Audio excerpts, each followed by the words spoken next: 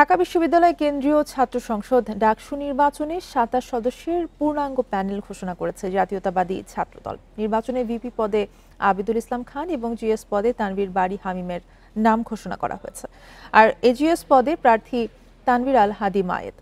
দুপুরে ঢাকা বিশ্ববিদ্যালয়ের অপরাজেয় বাংলার পাদদেশে আনুষ্ঠানিকভাবে এই ঘোষণা দেওয়া হয়। আবাসিক হলগুলোর প্যানেলও প্রকাশ করা হবে জানিয়েছে ছাত্রদল। সংগঠনটির সভাপতি রাকিবুল ইসলাম রাকিব বলেন, জনপ্রিয়তা এবং গ্রহণযোগ্যতাকে বিবেচনায় রেখেই প্যানেল দেওয়া হয়েছে। মবের মতো প্রতিকূল পরিস্থিতিতে প্যানেল দেওয়া হয়েছে বলেও উল্লেখ করেন তিনি। শিক্ষার্থীদের বিপুল সমর্থনে ছাত্রদল জয়লাভ করবে বলেও আশা প্রকাশ করেন সংগঠনের সভাপতি। এদিকে ডাকসু নির্বাচন ও হল সংসদ নির্বাচনের মনোনয়নপত্র জমা দেওয়ার শেষ দিন বিকেল ৫টা পর্যন্ত জমা দেওয়া যাবে মনোনয়নপত্র। আগামী ৯ সেপ্টেম্বর ডাকসু নির্বাচনের ভোট গ্রহণ।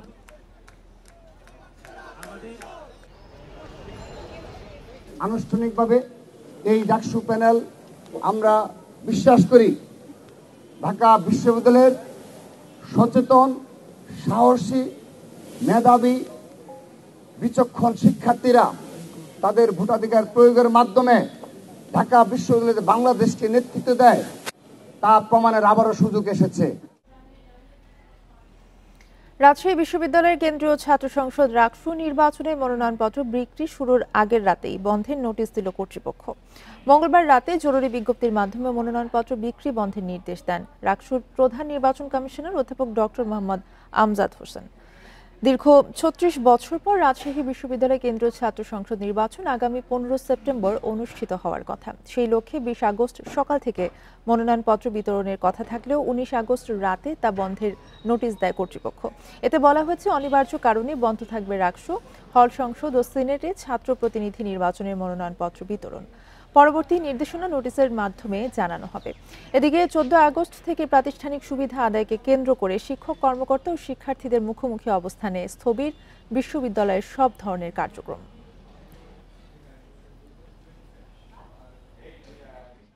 একদিকে আমরা দেখতে পাই পোষ্যকোটাকে সামনে নিয়ে এসে এটা একটা মৃত একটা জিনিসকে সামনে নিয়ে এসে এটাকে বানচাল চেষ্টা করা হয়েছে।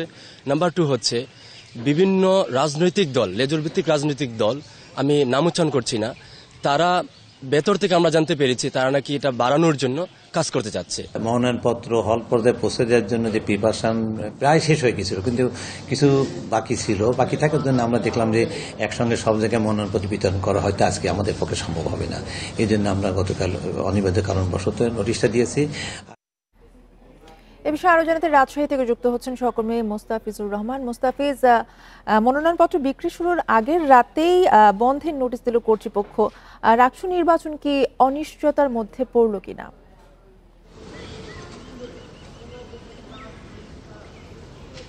দেখুন, বর্তমান রাজশাহী বিশ্ববিদ্যালয়ের যে পরিস্থিতি তাতে কিছুটা শঙ্কা দেখা দিয়েছে যে নির্দিষ্ট সময়ের মধ্যে বা নির্দিষ্ট তারিখ ঘোষণা করা হয়েছে ডাকসুর, অর্থাৎ 15 সেপ্টেম্বর, সেই নির্দিষ্ট ডেডলাইনে ডাকসু নির্বাচন অনুষ্ঠিত হবে কিনা।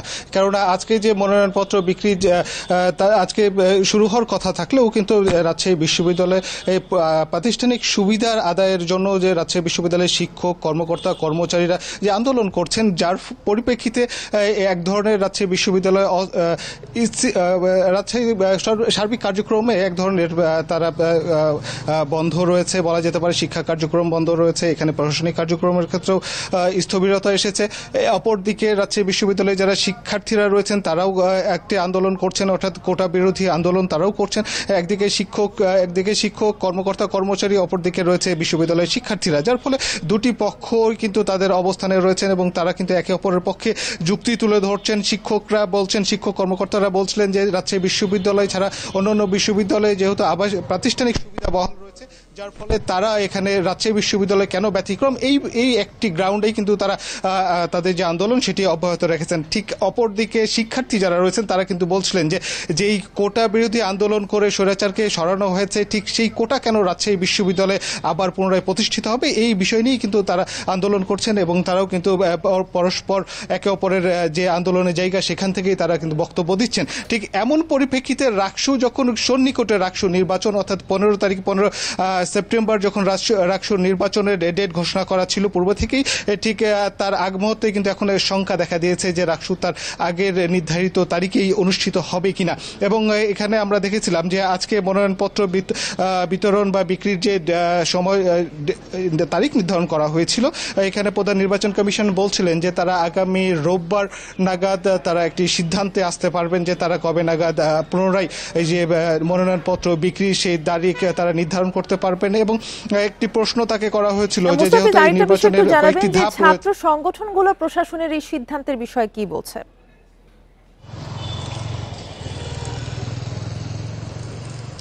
দেখুন, এখানে ছাত্র সংগঠনগুলোর সঙ্গে কথা হয়েছিল এবং তারা কিছুটা শঙ্কা প্রকাশ করছেন এবং তারা বলছিলেন যে এখানে রাকসু নিয়ে কোনো ষড়যন্ত্র চলছে কিনা, কেননা দীর্ঘ 36 বছর পরে রাজশাহী বিশ্ববিদ্যালয়ের রাকসু অনুষ্ঠিত হতে যাচ্ছে। এর মাঝখানে প্রায় তিন দশক, এখানে বলা যেতে পারে যে প্রায় 36টি বছর পার হয়ে গেছে, এখানে কোনো নির্বাচনের স্বাদ গ্রহণ করতে পারেনি বা ছাত্র নেতৃত্ব এখানে গড়ে ওঠেনি। ঠিক এই জায়গাটিতে আবার কোনো শঙ্কা দেখা দিয়েছে কিনা বা কোনো পক্ষ কাজ করছে কিনা, অনেকে এখানে বেশ কিছু রাজনৈতিক দল, ছাত্র রাজনৈতিক দল রয়েছে, সাংস্কৃতিক দল রয়েছে এবং অনেকেই এখনো হয়তো তাদের গ্রাউন্ডটা গুছিয়ে উঠতে পারেনি, এ ধরনের কিন্তু অনেক কথা রয়েছে। এবং তারা চাচ্ছিলেন যে হয়তো কয়েকটি রাজনৈতিক দল চাচ্ছে যে নির্বাচনটি আরো পিছিয়ে যাক বা তাদের প্রার্থী নির্বাচনে তারা একটু সময় নিক। এই ধরনের আলাপ আলোচনা কিন্তু ক্যাম্পাসে বেশ চাউর হয়েছে। তবে নির্বাচন কমিশন বলছেন যে তারা এখন পর্যন্ত আশাবাদী, নির্দিষ্ট যে তারিখ ঘোষণা করা হয়েছিল অর্থাৎ 15 সেপ্টেম্বর, সেই সেপ্টেম্বরের মধ্যেই তারা নির্বাচন অনুষ্ঠিত করতে পারবে এবং সেই ধরনের সার্বিক প্রস্তুতি তাদের সম্পন্ন করা হয়েছে। এটি কিন্তু নির্বাচন কমিশনের পক্ষ থেকে জানানো হয়েছে। রাজশাহী থেকে এই ছিল সর্বশেষ। মোস্তাফিজুর রহমান জানাচ্ছিলেন রাজশাহী থেকে। এবারে ডাকসু নির্বাচন নিয়ে আলোচনা করতে রাজধানীর নয়াপল্টন থেকে আমাদের সঙ্গে যোগ দিচ্ছেন কেন্দ্রীয় ছাত্র দলের সহসভাপতি তৌহিদ আওয়াল। আপনাকে স্বাগত জানাচ্ছি সংবাদে এবং শুরুতেই আপনার কাছে যেটা জানতে চাইবো যে আপনারা এত দেরি করে প্যানেল কেন দিলেন? ধন্যবাদ আপনাকে। ছাত্রদল হচ্ছে একটি গভীর সমুদ্র। এখানে কিন্তু ছাত্রদলের রুট হচ্ছে আপনার ঢাকা থেকে শুরু করে টেকনাফ তেতুলিয়া পর্যন্ত বিস্তৃত। তো ছাত্রদল করার জন্য আগ্রহী আমাদের অনেকেই আছে এবং প্যানেল সিলেক্ট করা, এর মধ্যে থেকে যোগ্য ব্যক্তিকে তাদের ছাত্র সংসদের প্রতিনিধি নির্বাচন করা, এটি কিন্তু অত্যন্ত কঠিন কাজ। আপনার ধরেন এক ফ্যামিলিতে যদি 7 জন 8 জন সন্তান থাকে, এর মধ্যে কিন্তু সবাইকে একজনকে যোগ্য বলা এটা কিন্তু খুব টাফ সিলেক্ট করা। তার মধ্যে থেকে এই জন্য আমরা সময় নিয়েছি যে ডাকসুর সকল আশা আকাঙ্ক্ষা যারা পূরণ করতে পারবে তাদেরকে দিয়েই আমরা এই প্যানেলটি সিলেক্ট করেছি। আপনি দেখবেন যে আমাদের VP candidate Abid, GS candidate Hamim এবং এজিএস ক্যান্ডিডেট মায়েদ, এরা অত্যন্ত সুপরিচিত মুখ। আবিদের যে কেউ কাউকে ছেড়ে যায় না প্লিজ, এটি কিন্তু সারা বাংলাদেশের মানুষের কাছে ব্যাপক ভাইরাল হয়েছে, হৃদয় জয় করে নিয়েছে যে প্লিজ কেউ কাউকে ছেড়ে যায় না। হামিমের ভূমিকাও ছিল প্রশংসিত, কমল মেডিয়েটের মধ্যে। আচ্ছা, আরেকটা বিষয় একটু জানতে চাইবো আপনার কাছে যে ছাত্রদল ক্যাম্পাসে কোনো বাধা মোকাবেলা করছে কিনা? ছাত্রদল অবশ্যই, কারণ ছাত্রদল জনপ্রিয় হওয়ার কারণে বাকিরা অনেকে, আপনি দেখবেন সবচেয়ে অ্যালার্মিং বিষয় হচ্ছে হল কমিটি ঘোষণার পরে যে মব সৃষ্টি করলো, সেই মবের যারা কারিগর ছিল এদের মধ্যে থেকে আবার শিবিরের 2-1 প্যানেলে আমরা দেখলাম সেই মুখগুলা যারা এই মব সৃষ্টি করেছিল। তো সেই জায়গায় ফজিলাতুন্নেসা হলে আমাদের ছোট বোন, তাকেও ফর্ম নিতে বাধাগ্রস্ত করা হয়েছে। গতকাল জগন্নাথ হলের সাধারণ শিক্ষার্থীরা তারা প্রতিবাদ জানিয়েছে, তারা বলতেছে যে ওই জায়গায় যে 71-এ রাজাকারদের যে নিন্দনীয় ভূমিকা, সেই জগন্নাথ হলেও অনেককে হত্যা করা, গুম করা হয়েছিল 71-এর সময়। তো সেখানকার সাধারণ শিক্ষার্থীরা চাচ্ছে না যারা এই 71-এ যাদের ভূমিকা বিতর্কিত ছিল এবং যারা বাংলাদেশের বিপরীত অবস্থান নিয়েছিল তাদেরকে আর দেখতে চাচ্ছে না সাধারণ শিক্ষার্থীরা। এই বিষয়টা অত্যন্ত অ্যালার্মিং এবং ছাত্রদল সেক্ষেত্রে ডাকসু নির্বাচনে আইন শৃঙ্খলা পরিস্থিতি নিয়ে শঙ্কা রয়েছে বলে মনে করছেন কি? আইন শৃঙ্খলা পরিস্থিতি নিয়ে আমরা অবশ্যই একটু শঙ্কা বোধ করছি, কারণ যখন আপনি দেখবেন জুলিয়াস সিজারের মতো স্বীকৃত নিষিদ্ধ ছাত্রলীগ করা ছেলেও মনোনয়ন ফর্ম কিনেছে, তারটা এখনো বাতিল হয়েছে কিনা ভোটার লিস্ট থেকে আমরা এখনো পাই নাই।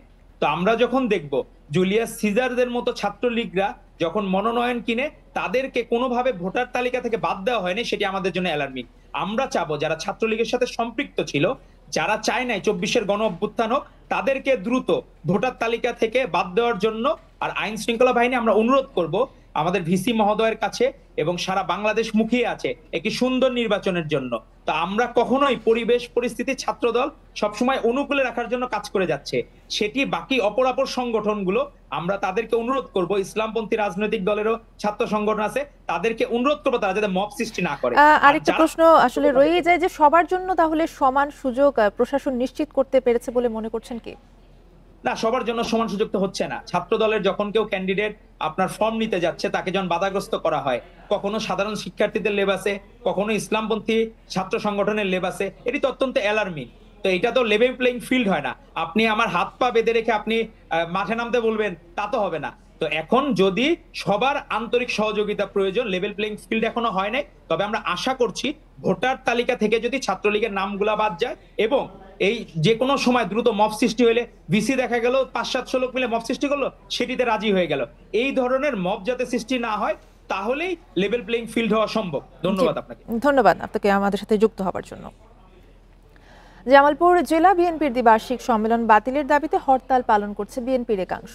সকালে শহরের বাজার এলাকায় অবস্থান নিল, ঘণ্টাখানেক পরে যৌথ বাহিনী গিয়ে পরিস্থিতি নিয়ন্ত্রণে আনে। সড়কে যান চলাচল এবং অন্যান্য কার্যক্রম যথারীতি চলছে। পুরো শহর জুড়ে রয়েছে যৌথ বাহিনীর মহড়া। এর আগে গতকাল রাতে জেলা বিএনপির সাবেক সাংগঠনিক সম্পাদক শামীম আহমেদের নেতৃত্বে এই হরতালের ডাক দেন দলের একাংশের নেতারা। এদিকে গতকাল রাতে শহরে নাশকতার অভিযোগে দুজনকে আটক করা হয়েছে, মোতায়েন করা হয়েছে অতিরিক্ত পুলিশও। 8 বছর পর আগামী 23 আগস্ট জেলা বিএনপির উদ্যোগে জামালপুরের বেলুটিয়া এলাকায় হবে দ্বিবার্ষিক সম্মেলন।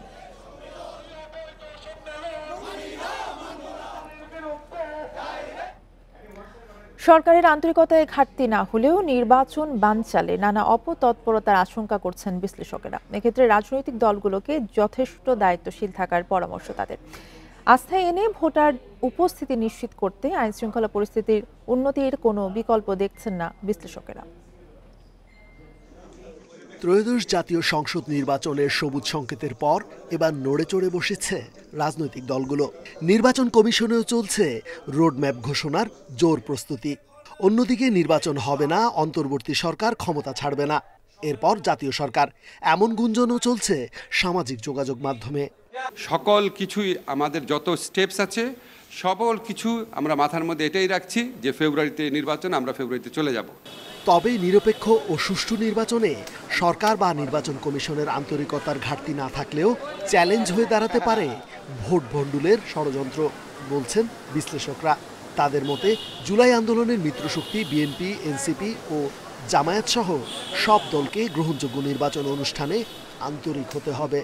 যদি এমন হয় কিছু রাজনৈতিক দল অংশগ্রহণ করছেন না, যদি এমন হয় যে স্ট্রিটে এজিটেশন বা এই ধরনের আন্দোলন বেড়ে যাচ্ছে, তখন কিন্তু সেটার কোনো একটা জায়গা কেন্দ্রিক থাকে না, সেটা কিন্তু আস্তে আস্তে পুরো বাংলাদেশে ছড়িয়ে যায়।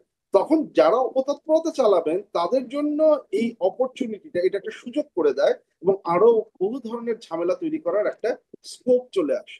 জুলাই সনদে ঐক্যমত্য, সব দলের অংশগ্রহণ, স্বচ্ছ ভোট গ্রহণ ও ফল প্রকাশ, এসব সমীকরণ মিলালেই নির্বাচনের গ্রহণযোগ্যতা নিশ্চিত করা সম্ভব, বলছেন বিশ্লেষকরা। চ্যালেঞ্জ থাকবে নির্বাচনী কর্মকর্তাদেরকে মাঠ পর্যায়ে পাওয়াটা, কিন্তু আপনি জনগণকে আস্থায় আনতে হবে যে হ্যাঁ নির্বাচন ভালো হবে, আইন শৃঙ্খলা পরিস্থিতি ঠিক থাকবে, নির্বাচনী কর্মকর্তারা তারা নিরাপত্তার ভেতরে থাকবে। এই জিনিসগুলো যদি আপনি ইনশিওর করেন তাহলে হবে। গণ অভ্যুত্থান পরবর্তী নির্বাচনে দলগুলো প্রতিযোগিতার রাজনীতি করবে, প্রতিহিংসার নয়। মেনে নেবে জনগণের রায়, প্রত্যাশা বিশ্লেষকদের। Rezwanul Haque, independent news, Dhaka.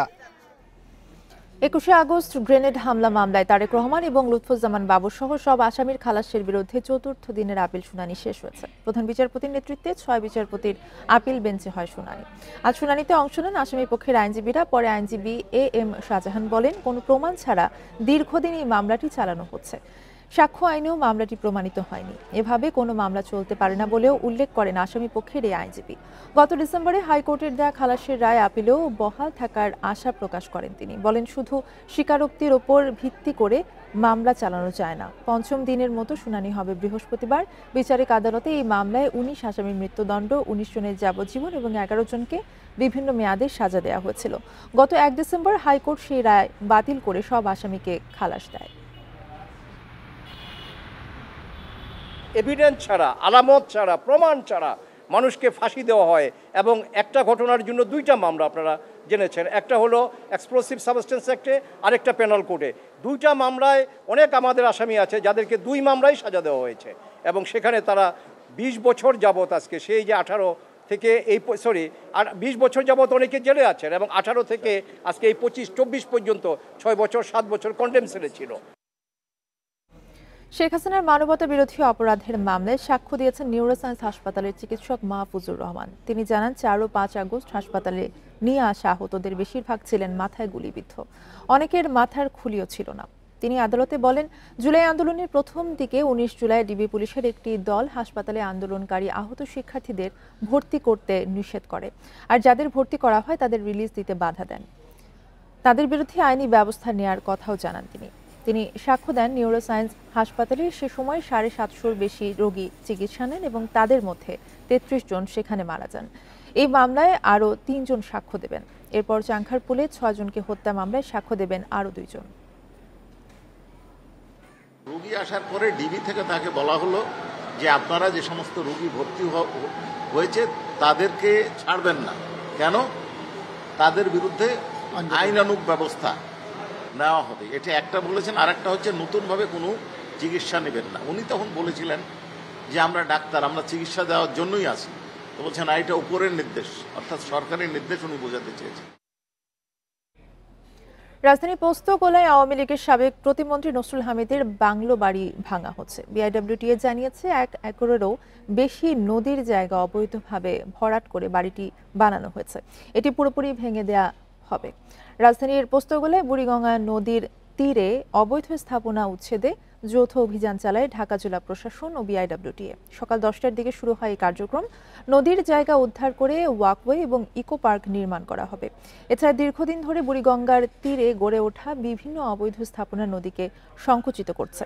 নদী রক্ষা এবং নৌ নিরাপত্তার স্বার্থে দক্ষিণ কেরানীগঞ্জের গুদারাঘাট এলাকার সব অবৈধ স্থাপনা ভাঙা হচ্ছে। এছাড়া নদী ভরাট করে অবৈধভাবে তৈরি ডকইয়ার্ড এবং অন্যান্য স্থাপনাও গুড়িয়ে দেওয়া হবে।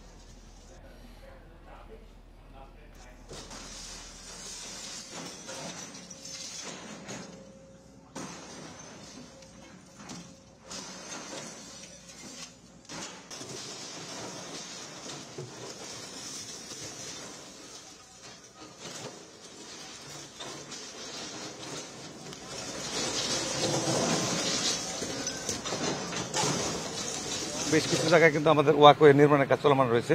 এখানে এই স্থাপনাটি থাকার কারণে আমাদের ওয়াকওয়ে নির্মাণ কাজ সম্ভব নেই। আমাদের পরিকল্পনা হচ্ছে আমাদের ঊর্ধ্বতন কর্তৃপক্ষের কাছে এইটা অবমুক্ত আমরা আজকে আমরা অলরেডি উচ্ছেদ করছি, আপনারা দেখছেন। এই উচ্ছেদের পরবর্তীতে আমাদের ওয়াকওয়ে নির্মাণ করা হবে। বিএনপির 47তম প্রতিষ্ঠা বার্ষিকী উপলক্ষে রাজধানীর নয়াপল্টনে যৌথ সভা শেষে ব্রিফ করছেন বিএনপি নেতারা। সরাসরি চলে যাচ্ছে সেখানে। নানাভাবে তারা কষ্ট করেছেন, সম্পদহানি থেকে শুরু করে অঙ্গহানি, অনেক কিছু শিকার হয়েছেন তারা। এই সব মানুষের ত্যাগ এবং রক্তের বিনিময়ে আজকে প্রায় 4 যুগ ধরে বিএনপি বাংলাদেশের অন্যতম প্রধান রাজনৈতিক শক্তি হিসাবে প্রতিষ্ঠা পেয়েছে। বারবার গণতান্ত্রিক প্রক্রিয়ায় বিএনপি রাষ্ট্র পরিচালনার দায়িত্ব পেয়েছে এবং দায়িত্ব পালনে সচেষ্ট থেকেছে। সেই বিএনপি তার জন্মের প্রায় 4 যুগ অতিক্রমের সময়ে এবার 47তম প্রতিষ্ঠা বার্ষিকীতে কিছু কর্মসূচি পালন করতে যাচ্ছে। আমরা যে কর্মসূচি ঘোষণা করব এর বাইরেও আমাদের বিভিন্ন শাখা বিভিন্ন পর্যায়ে নিজ উদ্যোগেও তারা যার উপযুক্ত মনে করবেন করতে পারবেন। তবে যে কর্মসূচি আমরা ঘোষণা করছি সেটা অবশ্যই তারা পালন করবেন। আমি আলোচনা এই মুহূর্তে আর দীর্ঘ করতে চাই না। আমি বলবো যে আগামী 31শে আগস্ট অর্থাৎ আমাদের প্রতিষ্ঠা বার্ষিকী হলো 1 সেপ্টেম্বর। তার আগের দিন রবিবার বেলা 2টায় রাজধানীর ইঞ্জিনিয়ার্স ইনস্টিটিউট মিলনায়তনে বিএনপির প্রতিষ্ঠা বার্ষিকী এবং এই প্রতিষ্ঠার উদ্দেশ্য তাৎপর্য শীর্ষক একটা আলোচনা সভা অনুষ্ঠিত হবে। দলের জ্যেষ্ঠ নেতৃবৃন্দ এবং বরেণ্য ব্যক্তিগণ এখানে অংশগ্রহণ করবেন। 1 সেপ্টেম্বর সকাল 6টায় বিএনপির নয়াপল্টস্থ কেন্দ্রীয় কার্যালয় সহ দেশব্যাপী বিএনপির সকল কার্যালয়ে দলীয় পতাকা এবং জাতীয় পতাকা উত্তোলন করা হবে। 1 সেপ্টেম্বর সকাল 11টায় বিএনপির প্রতিষ্ঠাতা এবং মহান স্বাধীনতার ঘোষক শহীদ রাষ্ট্রপতি জিয়াউর রহমান বীর উত্তমের মাজারে বিএনপির মহাসচিব সহ জ্যেষ্ঠ নেতৃবৃন্দ, অঙ্গদলের নেতৃবৃন্দ তারা শ্রদ্ধা জানাবেন। সর্বস্তরের নেতাকর্মীরা সেখানে শ্রদ্ধা জানাবেন, পুষ্পস্তবক অর্পণ করবেন, ফতেহা পাঠ করবেন।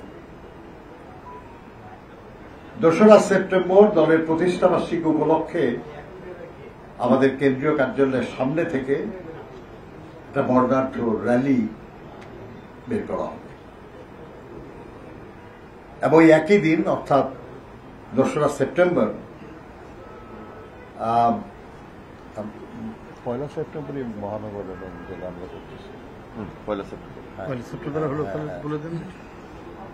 এটা 2রা সেপ্টেম্বর আমরা কেন্দ্রীয় কার্যালয়ের সামনে থেকে র্যালি, কিন্তু আমাদের সকল মহানগর এবং জেলা, সকল মহানগর এবং জেলা তারা 1 সেপ্টেম্বরেই তারা বর্ণাঢ্য আলোচনা সভা এবং বর্ণাঢ্য র্যালি করবেন। যৌথ সভা শেষে ব্রিফ করছিলেন বিএনপি নেতারা, সরাসরি ছিলাম সেখানে। কারাবন্দী নজরুল ইসলাম মজুমদারের নাসার গ্রুপের রপ্তানিমুখী তৈরি পোশাক কারখানাগুলো সচলে উদ্যোগ নিয়েছে সরকার। শ্রমসচিব বলছেন, শিল্পাঞ্চলে অস্থিরতার রোধ এবং শ্রমিকদের কর্মসংস্থান এবং রপ্তানি আয়কে গুরুত্ব দেওয়া হচ্ছে। এজন্য নাসার কারখানাগুলো ব্যাংক থেকে ব্যাক টু ব্যাক এলসি সুবিধা পাবে। বিশেষ ব্যবস্থায় কারাগার থেকে ব্যবসার প্রয়োজনীয় নথিতে সই করতে পারবেন প্রতিষ্ঠানটির চেয়ারম্যান। তৈরি পোশাক খাতের অন্যতম বড় শিল্প গ্রুপ নাসা। আবাসন ও ব্যাংকিং খাতেও তাদের ব্যবসা রয়েছে। নাসার শতভাগ রপ্তানিমুখী কারখানাগুলো 2023 সালে 4,580 কোটি টাকা এবং 2024 সালে 3,200 কোটি টাকার পণ্য রপ্তানি করেছে। কিন্তু গত অক্টোবরে জুলাই অভ্যুত্থানের হত্যা মামলায় গ্রুপের চেয়ারম্যান নজরুল ইসলাম মজুমদার গ্রেপ্তার হন। তার বিরুদ্ধে বড় অঙ্কের অর্থ পাচারের অভিযোগও আছে। চেয়ারম্যান জেলে যাওয়ার পর নাসা গ্রুপের অনেক প্রতিষ্ঠান ঋণ পরিশোধে ব্যর্থ হলে খেলাপি হয়ে পড়ে। তখন থেকেই কারখানাগুলো বিভিন্ন ব্যাংক থেকে ব্যাক টু ব্যাক এলসি সুবিধা পাচ্ছে না, ফলে রপ্তানি বাজার থেকে সরাসরি ক্রয়াদেশও পাচ্ছে না তারা। গ্রুপটির এক শীর্ষ কর্মকর্তা নাম প্রকাশ না করার শর্তে জানান, বিভিন্ন প্রতিষ্ঠানের সঙ্গে সাবকন্ট্রাক্টে কাজ করে বেতন হচ্ছিল 25,000 শ্রমিকের। তবে আর্থিক সংকটে গত মাসের বেতন বাকি, বেশিরভাগ শ্রমিককে দেয়া হয়েছে ছুটি। শ্রমসচিব জানান, শিল্পাঞ্চলে অস্থিরতা ঠেকাতে নাসাকে সহায়তা করবে সরকার। গত রোববারে বাংলাদেশ ব্যাংক আমাদের সিদ্ধান্তের পরে তারা মিটিং করছে, মিটিং করে আমরা সেই সাপোর্ট দিচ্ছি। এই সাপোর্টের মাধ্যমে তারা যদি এলসি খুলে তাদের ব্যবসাটা রান করতে পারে এবং সবগুলো কমপ্লেক্স ফ্যাক্টরি এবং তাদের অনেকগুলো ব্র্যান্ড বায়ার আছে, শ্রমিকদের আনএমপ্লয়মেন্টটা ঠেকানো, আমাদের শ্রমিক আনরেস্ট এবং আমাদের এক্সপোর্টটাকে ধরে রাখা, এটি আমাদের মূল তিনটি ফোকাস। গ্রুপের কিছু সম্পদ বিক্রি সহ প্রতিষ্ঠানগুলো সচল রাখার স্বার্থে নথিপত্রে স্বাক্ষর লাগবে গ্রুপ চেয়ারম্যান নজরুল ইসলাম মজুমদারের। শ্রমসচিব জানান, কারাবন্দী নাসার চেয়ারম্যানের স্বাক্ষর নেয়ার বিশেষ সুবিধা দিতে স্বরাষ্ট্র মন্ত্রণালয়কে আহ্বান করা হয়েছে। এই ডকুমেন্টেশনের জন্য তার যেখানে সই স্বাক্ষর লাগবে সেই সাপোর্টটা যেন আমরা তাদের ম্যানেজমেন্ট পেতে পারে, এই জন্য জনাব নজরুলের কাছ থেকে আমরা স্বরাষ্ট্র মন্ত্রণালয়ের মাধ্যমে আমরা আইজিপি জনকে বলেছি। এর আগে সরকার বেক্সিমকো গ্রুপের শ্রমিকদের পাওনা মেটাতে এগিয়ে এসেছিল। 14টি শিল্প ইউনিটের 27,000-এর বেশি শ্রমিকের পাওনা মেটাতে সরকার 525 কোটি টাকা বরাদ্দ দেয়। Hari Saha, independent news, Dhaka. অসংক্রামক রোগ প্রতিরোধ এবং নিয়ন্ত্রণে 35টি মন্ত্রণালয়ের মধ্যে যৌথ ঘোষণাপত্র স্বাক্ষর হয়েছে। এই ঘোষণাপত্র বাস্তবায়নে সরকারি বেসরকারি পর্যায়ে সমন্বিত উদ্যোগের তাগিদ দিয়েছেন প্রধান উপদেষ্টা অধ্যাপক মোহাম্মদ ইউনূস। সকালে রাজধানীর তেজগাঁওয়ে 35টি মন্ত্রণালয়ের মধ্যে যৌথ ঘোষণাপত্র স্বাক্ষর অনুষ্ঠানে এই তাগিদ দেন তিনি। প্রধান উপদেষ্টা বলেন, অসংক্রামক রোগের চিকিৎসা ব্যবস্থায় উন্নতির পাশাপাশি জনসচেতনতা প্রতিরোধ ও নিয়ন্ত্রণে জোর দিতে হবে। জাতীয় উন্নয়ন ও অগ্রগতি নিশ্চিত করতে হলে দক্ষ এবং কর্মক্ষম মানব সম্পদ দরকার বলে মন্তব্য করেন অধ্যাপক ইউনূস। বলেন, দক্ষ কর্মক্ষম মানব সম্পদ গড়ে তুলতে না পারলে ব্যক্তিগত জীবন থেকে জাতীয় উন্নয়ন কোনোটি যথাযথভাবে করা যাবে না। তাই যত চ্যালেঞ্জই থাকুক না কেন, সবার আগে সুস্থ সবল প্রজন্ম গড়ে তুলতে হবে। অসংক্রামক রোগের চিকিৎসা ব্যবস্থাপনা যেমন উন্নত হওয়া জরুরি, তেমনি রোগগুলো যেন কম হয় অথবা একেবারেই না হয়, সেজন্য উপযুক্ত জনসচেতনতা এবং প্রতিরোধ এবং নিয়ন্ত্রণ ব্যবস্থা গড়ে তোলা দরকার। স্বাস্থ্যসেবা বিভাগের একার পক্ষে এটা সম্ভব নয়, এটার একার কাজও নয়, সবাই মিলে এটাকে করতে হবে। এই জন্য সব মন্ত্রণালয়ের সহযোগিতা দরকার। যেমনটি জানিয়েছিলাম, বুড়িগঙ্গা নদীর তীর থেকে অবৈধ স্থাপনা অপসারণে যৌথভাবে অভিযান চালাচ্ছে ঢাকা জেলা প্রশাসন এবং বিআইডব্লিউটিএ। এ বিষয়ে আরো জানাতে পোস্তগোলা থেকে আমাদের সঙ্গে যোগ দিচ্ছেন সহকর্মী তানভীর আহমেদ। তানভীর, নসরুল হামিদের এই বাংলো বাড়িটা, যে বাড়িটা ভাঙা হচ্ছে, এই বাড়িতে কি কেউ থাকতেন?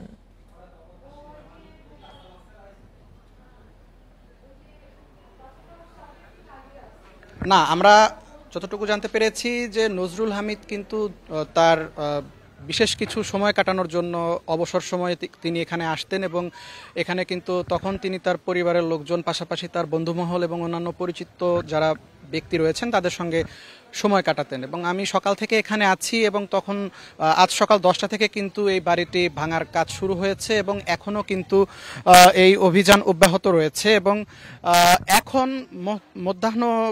মধ্যাহ্নভোজের বিরতি চলছে এবং এই বিরতির পরে কিন্তু আবারও ভাঙচুরের কাজ কিন্তু শুরু হবে। এবং আমরা যতটুকু জানতে পেরেছি যে আজ বিকেল 4টা পর্যন্ত কিন্তু জেলা প্রশাসন এবং বিআরটি এর যে চলমান কার্যক্রম, সেই কার্যক্রম চলবে এবং আগামীকাল সকাল 10টা থেকে বিকেল 4টা পর্যন্ত কিন্তু এই কার্যক্রম অব্যাহত থাকবে।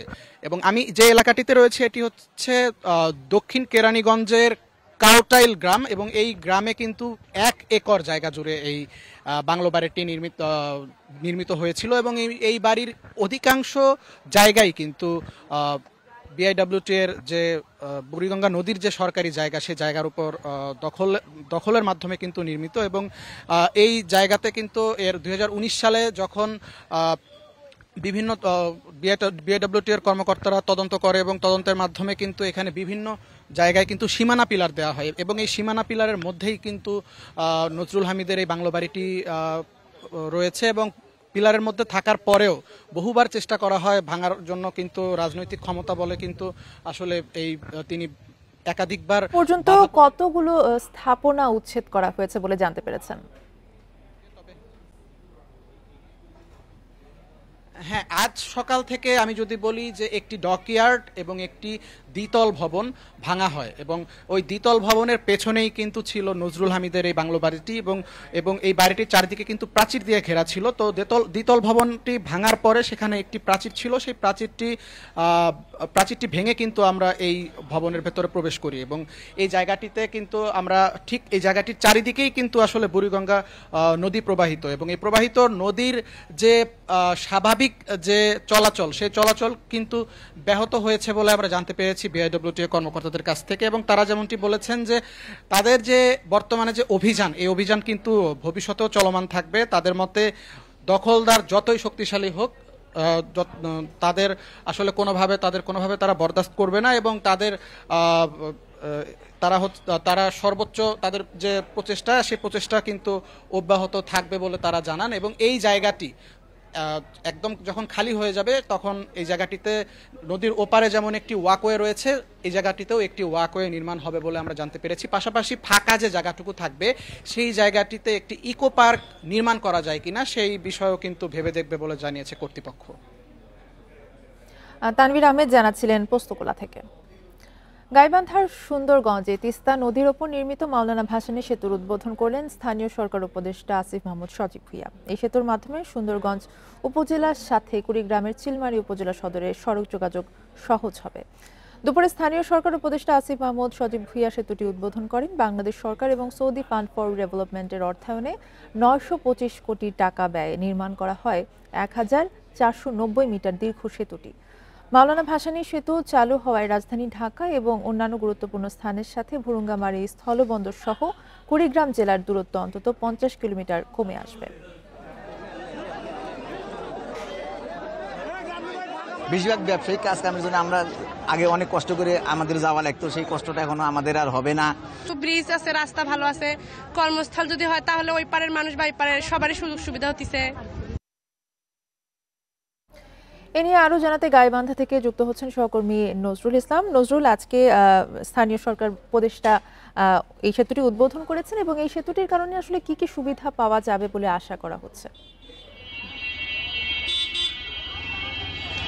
দেখুন, দুপুর নাগাদ কিন্তু উদ্বোধন করেন যে মাওলানা ভাসানী অর্থাৎ সেতুটি। এটি 925 কোটি টাকা ব্যয়ে কিন্তু নির্মাণ করা হয়। 2014 সালে এটি ভিত্তিপ্রস্তর স্থাপন করা হয়। এই কাজ শুরু হয়ে গেছে কিন্তু 21 সাল থেকে 4 বছর পরে কিন্তু আপনি নিশ্চয়ই জানেন যে এই সেতুটি উদ্বোধন করা হলো আজকে সেই দুপুরের দিকে। এই উদ্বোধনের পরেই কিন্তু মানুষের উল্লাস আনন্দ কিন্তু আমরা দেখেছি। ব্রিজের উপরে কোনো হাজার হাজার মানুষ কিন্তু তারা মিছিল করেছে, স্লোগান দিয়েছে। তারা বলছেন যে এই ব্রিজের উদ্বোধনের পরে কুড়িগ্রাম থেকে ঢাকার যে দূরত্ব 135 কিলোমিটার কমে গেছে এবং এখানকার যে উন্নয়ন আর এক ধাপ বেড়ে যাচ্ছে। এবং আপনি নিশ্চয়ই জানেন যে এই ব্রিজটি উদ্বোধনের পরে কিন্তু এখানকার যে জমি আছে সেটি কিন্তু দাম বেড়ে গেছে এবং মানুষের যে দোকানপাট ব্যবসা প্রতিষ্ঠান সেটি কিন্তু আরও বড় ধরনের যে তাদের যে বেচা কিনে সেটি কিন্তু হবে, এটি এসে বলছেন। তবে এখানকার মানুষ কিন্তু অনেকটাই আপনি জানেন যে মঙ্গা পীড়িত এলাকার মানুষ, তারা ব্রিজ দিয়ে যে পার হওয়ার আগে কিন্তু তারা নৌকা দিয়ে পার হতো এবং অনেক টাকা ব্যয় তারা কিন্তু এদিক দিয়ে পার হয়ে যেত এবং ঢাকা যেতে তাদের অনেক কষ্ট হতো। এখন কিন্তু সেই কষ্টটা দূর হয়ে গেছে।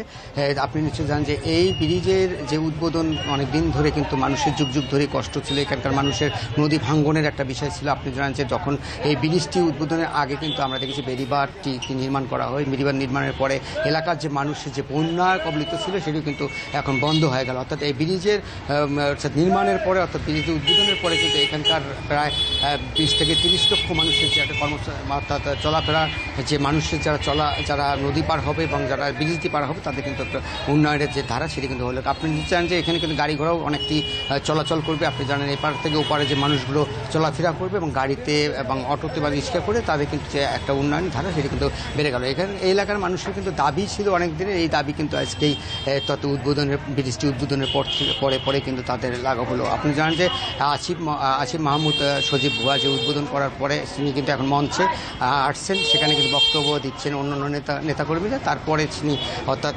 3:30টার দিকে তিনি বক্তব্য রাখবেন, এটি আসলে বলা হচ্ছে। আমরা 3টার সময় হয়তো বা জানতে পারবো যে আরও কোনো কিছু উদ্বোধন করবেন কিনা। এরপরে তিনি রংপুরে দুটি অর্থাৎ প্রোগ্রামে তিনি যোগ দিবেন। সেখানে ক্রিয়া যে অর্থাৎ খেলাধুলার প্রোগ্রাম রয়েছে অর্থাৎ ফুটবল টুর্নামেন্ট জেলা পর্যায়ে সেখানেও তিনি অর্থাৎ যোগ দেবেন। এই ছিল আমার কাছে আসলে তিস্তাপার থেকে সর্বশেষ।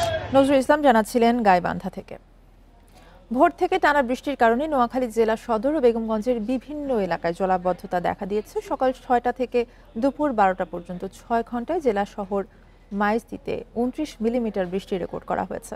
স্থানীয়রা জানান বৃষ্টির কারণে জেলা শহরের হাউজিং, মধুসূদনপুর, লক্ষ্মীনারায়ণপুর, ফকিরপুর, খন্দকার পাড়া সহ কিছু এলাকায় জলাবদ্ধতা দেখা দিয়েছে। এতে ভোগান্তিতে পড়েছে সাধারণ মানুষ। এছাড়া বেগমগঞ্জ উপজেলার একলাশপুর, হাজিপুর, দুর্গাপুর, নরোত্তমপুর সহ বিভিন্ন ইউনিয়নে প্রায় 2 মাস ধরে চলা জলাবদ্ধতা পরিস্থিতির আরও অবনতি হয়েছে। এর মধ্যে একলাশপুর ইউনিয়নের বেশিরভাগ বাড়িঘর এবং সড়ক পানিতে ডুবে আছে। এদিকে নিম্নচাপের প্রভাবে পটুয়াখালীর কুয়াকাটাতে গতকাল সন্ধ্যা থেকে গুড়ি থেকে মাঝারি বৃষ্টিপাত হচ্ছে। এতে জনজীবনে নেমে এসেছে চরম ভোগান্তি। নিম্নচাপের প্রভাবে উপকূলীয় এলাকা দিয়ে ঝোড়ো বা দমকা হাওয়া বয়ে যাওয়ার সম্ভাবনা রয়েছে বলে জানিয়েছে আবহাওয়া অফিস।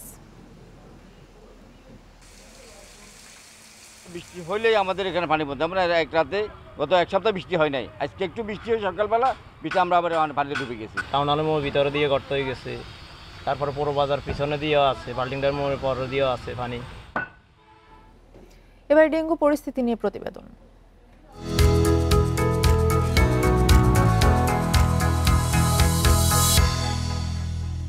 ডেঙ্গুতে এবছর প্রাণহানি এরই মধ্যে শতাধিক ছাড়িয়েছে। সারা দেশে বর্ষা মৌসুমের পর আরো ভয়াবহ হতে পারে পরিস্থিতি, এমনটাই আশঙ্কা করছেন জনস্বাস্থ্যবিদরা। তারা বলছেন, বৃষ্টির জমে থাকা পানিতে এডিস মশার প্রজনন ক্ষেত্র। এই বিষয়ে স্থানীয় সরকার, স্বাস্থ্য অধিদপ্তরের সমন্বিত উদ্যোগের পরামর্শ তাদের। সারা দেশেই প্রখর রোদ আর ভ্যাপসা গরমের মাঝে ঝরছে বৃষ্টিও। হালকা থেকে মুষলধারে বৃষ্টিতে অনেক জায়গায় জমে থাকছে পানি। জমে থাকা স্বচ্ছ পানিতেই এডিস মশা জন্মায়। এ কারণে ডেঙ্গুর উপদ্রব আরও বাড়ার শঙ্কা করছেন বিশেষজ্ঞরা। বর্তমানে যে তাপমাত্রা ও আর্দ্রতা রয়েছে তা এডিসের প্রজননের সবচেয়ে সহায়ক। ডেঙ্গু মস্কিটোর জন্য সবচেয়ে ফেভারেবল টেম্পারেচার কিন্তু 25 to 30 ডিগ্রি সেলসিয়াস। যদিও এরা কিন্তু 17 থেকে 35 ডিগ্রি সেলসিয়াসের মধ্যে ব্রিডিং হতে পারে, কিন্তু most favourable 25 to 30 degree Celsius. Other than that, যেটা ডেঙ্গু মশার ব্রিডিংয়ের জন্য 70 to 100% যে হিউমিডিটি, এটা খুবই ফেভারেবল। আমাদের এখন যে সিজনটা রয়েছে সেটা কিন্তু অলমোস্ট 90 to 100% আমাদের সাধারণত হিউমিডিটি থাকে। গত বছরের সেপ্টেম্বর থেকে নভেম্বর 3 মাসে ডেঙ্গু আক্রান্ত হয় প্রায় ৭৯,০০০, যেখানে 2024 সাল জুড়ে মোট আক্রান্ত ছিল 1,01,000। জমে থাকা বৃষ্টির পানিতে মশার বিস্তার রোধ চ্যালেঞ্জের, বলছেন জনস্বাস্থ্যবিদরা। সমন্বিত উদ্যোগ না নিলে এবারও আক্রান্ত ও মৃত্যু দুইই বাড়তে পারে। বৃষ্টি যখন চলছে তার মধ্যে কিন্তু আমরা দেখছি অনেক ডেঙ্গু রোগী মৃত্যুও হচ্ছে। এখন বৃষ্টি থেমে যাবে, বিরতি হবে 7 দিন 15 দিন, তখন কিন্তু রোগীর সংখ্যা আরও বাড়বে। এবং এই একদম বৃষ্টি শেষ হওয়ার পরে অন্ততপক্ষে 2 মাস আমাদের ডেঙ্গুর উপদ্রব সহ্য করতে হবে। সেপ্টেম্বর থেকে 3 মাস বিশেষ কর্মপরিকল্পনা নেওয়া হচ্ছে বলে জানায় স্থানীয় সরকার মন্ত্রণালয়। এবছর এ পর্যন্ত সারা দেশে হাসপাতালে ভর্তি হয়েছে 27,000 ডেঙ্গু রোগী, আর মৃত্যু শতাধিক। Buddhadeb Kundu, independent news, Dhaka. বান্দরবানের রুমায় এক শিশুকে ধর্ষণের অভিযোগে 3 জনকে আটক করেছে পুলিশ। এর আগে ঘটনায় সালিশে 5 অভিযুক্তকে জরিমানা করে ছেড়ে দেওয়ার ঘটনায় এলাকায় চাঞ্চল্য সৃষ্টি হয়। পুলিশ জানায়, ভুক্তভোগী 5ম শ্রেণীর ওই শিক্ষার্থীকে গত 1 মাস ধরে ওই পাড়ার 5 তরুণ ভয় ভীতি দেখিয়ে ধর্ষণ করে আসছিল। ঘটনা জানাজানির পর গতকাল পাইন্দু মৌজার হেডম্যান মৌচৌ মার্মা এবং স্থানীয় আওয়ামী লীগ নেতা গংবাসে মার্মা অভিযুক্তদের 50,000 টাকা করে জরিমানা করে ছেড়ে দেয়। বিষয়টি রাতে সামাজিক যোগাযোগ মাধ্যমে উঠে এলে তৈরি হয় বিরূপ প্রতিক্রিয়া। রাতে পুলিশ অভিযান চালিয়ে 5 জনের মধ্যে 3 জনকে আটক করে।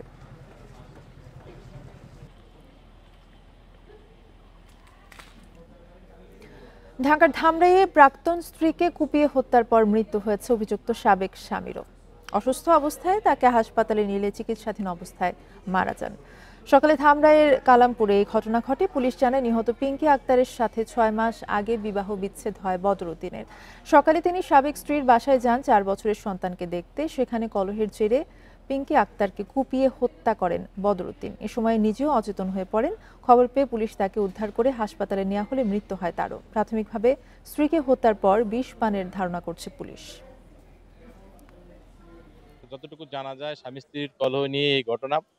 সকালে এই বদির সে তার স্ত্রীর বাসায় যায়, সাবেক স্ত্রীর বাসায়, এবং তাকে হত্যা করে।